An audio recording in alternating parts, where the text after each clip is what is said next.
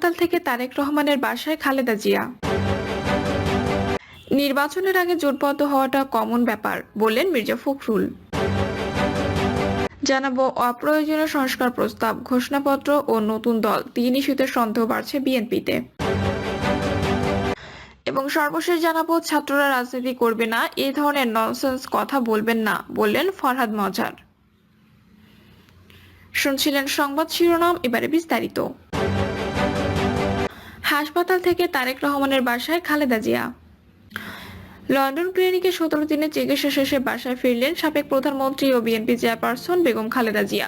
চিকিৎসকদের পরামর্শে শুক্রবার লন্ডনের স্থানীয় সময় রাত 9:30টায় বেগম খালেদা জিয়াকে ছেলে তারেক রহমান তার বাসায় নিয়ে যান। বড় ছেলে বিএনপির ভারপ্রাপ্ত চেয়ারম্যান তারেক রহমানের বাসায় থেকে মেডিকেল বোর্ডের সিদ্ধান্ত অনুযায়ী চিকিৎসা নেবেন তিনি। বিএনপি চেয়ারপারসনের মিডিয়া উইং এর সদস্য শামসুদ্দিন দিদার এই তথ্য নিশ্চিত করেছেন। নির্বাচনের আগে জোটবদ্ধ হওয়াটা কমন ব্যাপার, বললেন মির্জা ফখরুল। বিএনপির মহাসচিব মির্জা ফখরুল ইসলাম আলমগীর বলেছেন, গণতান্ত্রিক রাজনীতিতে নির্বাচনের এই জোটবদ্ধ হওয়াটা ইলেকশনের আগে এটা কমন ব্যাপার। সব দেশে, পৃথিবীর সব জায়গায় আছে। ভারতে মুসলিম লীগ আর কমিউনিস্ট পার্টি একসঙ্গে জোট বাঁধে। জুলাই গণঅভ্যুত্থানের নেতৃত্ব দেওয়া শিক্ষার্থীরা নতুন রাজনৈতিক দল গঠনকে কিভাবে দেখেন, এমন প্রশ্নের জবাবে মির্জা ফখরুল বলেন, সরকারে নিজেদের প্রতিনিধি রেখে তারা নির্বাচনে অংশ নিতে চাইলে অন্য রাজনৈতিক দলগুলো বিষয়টি মেনে নেবে না। জামায়াতের সঙ্গে বিএনপির বর্তমান সম্পর্কের অবস্থান স্পষ্ট করে বিএনপি মহাসচিব বলেন, এখনো কিন্তু আমরা কারোর সঙ্গে জোটবদ্ধ নই। আমরা আছি যুগপৎ আন্দোলনে। আমাদের সঙ্গে যে দলগুলো আছে আমরা যুগপৎ আন্দোলনে আছি, কিন্তু কোনো জোট আমাদের সঙ্গে নেই। অন্তর্বর্তী সরকারের মেয়াদের বিষয়ে এক প্রশ্নের জবাবে তিনি বলেন, যদি সরকার পূর্ণ নিরপেক্ষতা পালন করেন তাহলেই তারা নিরপেক্ষ পরিচালনা করা পর্যন্ত থাকবেন, তা না হলে নিরপেক্ষ সরকারের প্রয়োজন হবে। বিএনপি দ্রুত নির্বাচনের দাবি তুললে ছাত্রনেতারা বলেন, শুধুমাত্র নির্বাচন আয়োজনের জন্য গণঅভ্যুত্থান হয়নি। এ বিষয়ে মন্তব্য করতে গিয়ে মির্জা ফখরুল বলেন, আমাদের খুব পরিষ্কার করে বলা আছে, আমরা আন্দোলন করছি, রাজনৈতিক দল করছি গণতান্ত্রিক ব্যবস্থার জন্য, গণতন্ত্র প্রতিষ্ঠার জন্য। আর গণতন্ত্রে ঢোকার প্রথম ধাপ হচ্ছে নির্বাচন। যেহেতু তিনটি নির্বাচন আওয়ামী লীগ সরকার নষ্ট করে দিয়েছে, জনগণ ভোট দিতে পারেনি। আমার ভোটের অধিকারটা তো প্রথম অধিকার নাগরিক হিসেবে। আমি এই দেশের মালিক, আমার একমাত্র হাতিয়ার হচ্ছে আমার ভোটটা, সেটাই তো আমরা দিতে পারিনি। সুতরাং নির্বাচন চায় না বা নির্বাচন প্রধান নয়, এ কথা চিন্তা করা তো ভুল। নির্বাচনটা আমরা মনে করি প্রধান, কারণ এই নির্বাচনের মাধ্যমে আমি গণতান্ত্রিক ব্যবস্থায় ফিরে যেতে পারবো। আমি গণতান্ত্রিক সংবিধানের পরিবর্তনগুলো আনতে পারবো, গণতান্ত্রিক একটা রাষ্ট্র আবার পুনর্নির্মাণ করতে পারবে। এছাড়া আমার বিকল্প কিছু নেই। পরবর্তী সরকার যেসব সংস্কারের কথা বলছে তা নির্বাচিত সরকার ছাড়া পুরোপুরি অর্জন করা সম্ভব হবে না বলে যুক্তি দিতে গিয়ে মির্জা ফখরুল বলেন, যে কোনো সংস্কারের অনুমোদন নেওয়ার জন্য নির্বাচিত সংসদের প্রয়োজন হবে। এ কারণে দ্রুত নির্বাচন দেওয়া প্রয়োজন। অপ্রয়োজনীয় সংস্কার প্রস্তাব, ঘোষণাপত্র ও নতুন দল, তিন ইস্যুতে সন্দেহ বাড়ছে বিএনপিতে। অপ্রয়োজনীয় সংস্কার প্রস্তাব, গণঅভ্যুত্থানের ঘোষণাপত্র ও নতুন দল গঠন, এই তিন ইস্যুতে সন্দেহ বাড়ছে বিএনপিতে। সম্প্রতি সরকারের নিরপেক্ষতা নিয়ে বিএনপি মহাসচিব মির্জা ফখরুল ইসলাম আলমগীর বক্তব্য এবং সরকারের এক উপদেষ্টার পাল্টা বক্তব্যকে কেন্দ্র করে রাজনীতিতে উত্তাপ ছড়িয়েছে। বিএনপি মহাসচিবের বক্তব্যের পেছনেও তিনটি ইস্যুর প্রভাব রয়েছে বলে মনে করছেন নেতারা।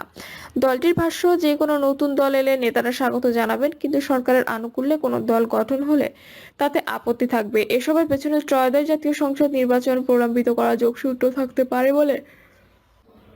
এছাড়া ইস্যুগুলো যারা সামনে আনার চেষ্টা করছেন, বিএনপির সন্দেহ মূলত তাদের ঘিরে। পরিস্থিতিতে দ্রুত নির্বাচনের স্পষ্ট রোডম্যাপ এবং নতুন দল গঠনের বিষয়ে সরকারের দায়িত্বশীল জায়গা থেকে ব্যাখ্যা চাইবে বিএনপি। পাশাপাশি সমস্যা সমাধানে রাজনৈতিক দলগুলোর সঙ্গে দ্রুত সংলাপের উপরও জোর দিচ্ছেন দলের নেতারা।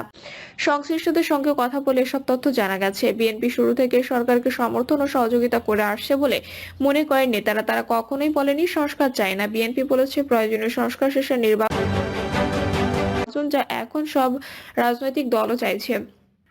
কিন্তু বিভিন্ন সংস্কার কমিশনের অনেক অপ্রয়োজনীয় প্রস্তাব, এতদিন পর গণঅভ্যুত্থানের ঘোষণাপত্র তৈরির উদ্যোগ এবং নতুন দল গঠন, এসব একই সূত্রে কথা বলে নেতারা মনে করছেন। এর পেছনে তারা নির্বাচন প্রলম্বিত করার চেষ্টা করেছেন। কাজেই তারা দ্রুত নির্বাচনের রোডম্যাপ চান। সম্ভব নির্বাচনের স্পষ্ট রোডম্যাপ না দিলে কর্মসূচি দেওয়ার কথাও তারা ভাবা হচ্ছে।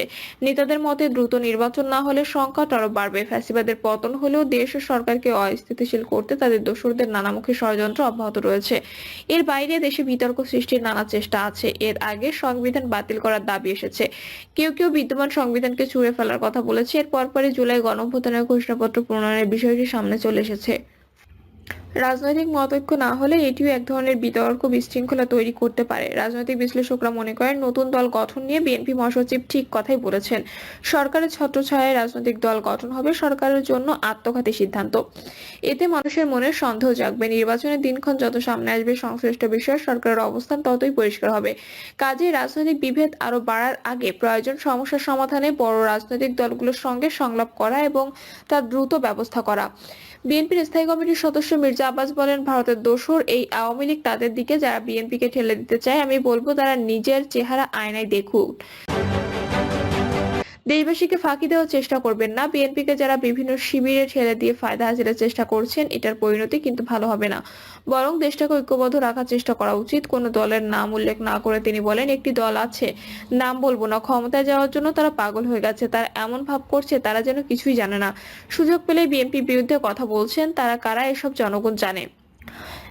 সাক্ষাৎকারে বিএনপি মহাসচিব মির্জা ফখরুল ইসলাম আলমগীর বলেন, এই সরকার যদি পূর্ণ নিরপেক্ষতা পালন করে তাহলেই তারা আগামী জাতীয় নির্বাচন সম্পন্ন করা পর্যন্ত থাকবে। তা না হলে তো নিরপেক্ষ সরকারের প্রয়োজন হবে। এর একদিন পর বৃহস্পতিবার আরো কড়া অবস্থানে গিয়ে মির্জা ফখরুল বলেন, বেশ কিছু বিষয় অন্তর্বর্তী সরকার নিরপেক্ষতা পালন করলে পারছে না। বিএনপি মহাসচিব এই বক্তব্যে কঠোর সমালোচনা করেছেন অন্তর্বর্তী সরকারের তথ্য সম্প্রচার মন্ত্রণালয় এবং ডাক, টেলিযোগাযোগ ও তথ্য প্রযুক্তি মন্ত্রণালয়ের উপদেষ্টা বৈষম্য বিরোধী ছাত্র আন্দোলনের প্রতিনিধি নাহিদ ইসলাম। তিনি বলেন, বিএনপি মহাসচিব মির্জা ফখরুল ইসলাম আলমগীরের নিরপেক্ষ সরকারের দাবি মূলত আরেকটি ১-১১ সরকার গঠনের ইঙ্গিত বহন করে। বক্তব্য দুটি ঘিরে রাজনৈতিক মহলে নানা আলোচনা সমালোচনা চলছে। এদিকে ৭১-এর মহান মুক্তিযুদ্ধ ২৪শে জুলাই বিপ্লবকে ধারণ করে পথ চলতে চায় বিএনপি। একই সঙ্গে ৭৫-এর সিপাহী জনতার বিপ্লব এবং ৯০-এর গণ অভ্যুত্থানের চেতনাকে পালন করে সামনে চলতে চায় দলটি। বিএনপি নীতি নির্ধারকদের পর্যবেক্ষণ ৭১-এর ইতিহাস ভুলিয়ে দেওয়ারও নানা ষড়যন্ত্র করছে একটি পক্ষ, যা নিয়ে ভাবাচ্ছে তাদের। সম্প্রতি বিএনপির স্থায়ী কমিটির এক বৈঠকে সমসাময়িক অনেক বিষয় নিয়ে বিস্তর আলোচনা হয়। বৈঠক সূত্রে জানা যায়, বৈষম্য বিরোধী ছাত্র আন্দোলনের বেশ কিছু কর্মকাণ্ড দলটির মধ্যে শঙ্কার কারণ হিসেবে দেখা দিয়েছে। বিশেষ করে রাষ্ট্রপতির অপসারণ দাবির পর ৭২-এর সংবিধান বাতিলের দাবি দুটির উদ্দেশ্যমূলক বলে মনে করছে বিএনপি। পাশাপাশি এও মনে করা হচ্ছে যে আওয়ামী লীগকে নিষিদ্ধ করা গেলে পরবর্তীকালে সুযোগ পেলে বিএনপিকেও নিষিদ্ধের দাবি তোলা হতে পারে।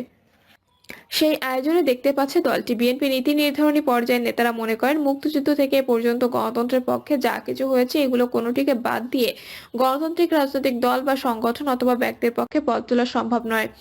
যারা ১৯৭১ সালে মুক্তিযুদ্ধ ও ২০২৪ সালে জুলাই বিপ্লবকে ধারণ করবে তাদের নিয়েই পথ চলবে বিএনপি। শহীদ বুদ্ধিজীবী দিবসের এক আলোচনা সভায় বিএনপি মহাসচিব মির্জা ফখরুল